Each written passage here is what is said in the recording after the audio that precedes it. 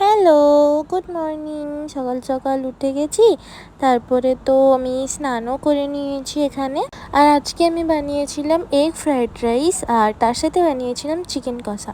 তো চিকেনটা তো দেখেই বোঝা যাচ্ছে যে কতটা টেস্টি হয়েছিল। আর আমি এখানে ওটাই মাকে বলছিলাম যে চিকেনটা দারুণ হয়েছে। আর তারপরে ফার্স্টে পরে নিয়েছিলাম এই ড্রেসটা, কিন্তু আমার ভালো না লাগে আমি চেঞ্জ করে মায়ের সাথে বেরিয়ে গেছিলাম রথের মেলা দেখতে। আর তারপরে আমরা পৌঁছে পড়ে দেখি যে এখানে একটা পাখি বসেছে। পাখিটা আমি চিনি না, তাছাড়াও অনেক রকমের পাখি ছিল। পাখি ছাড়াও এখানে ছিল খরগোশ, তারপরে ছিল কুকুর, যেগুলো আমি মেলাতে কখনো দেখিনি। আর রথের মেলা দেখতে এসেছি, রথ দেখবো না তা তো হতে পারে না। তাই এখানে আমি একটা ছোট্ট করে রথটার ফটো নিয়েছি, তারপর আইসক্রিম খেতে খেতে বাকি মেলাটা ঘুরলাম। আর মেলাতে এই ব্লাউজের দোকানটা দেখলাম, যেখানে অনেক সুন্দর সুন্দর কালেকশন ছিল।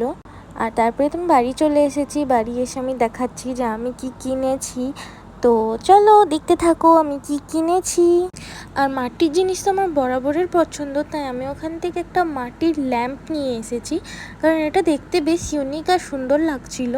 আর তাছাড়াও তো আমি ব্লাউজ নিয়ে এসেছি, আর এটা হচ্ছে ট্রাই করার পর ব্লাউজটা বেশ সুন্দর লাগছিল।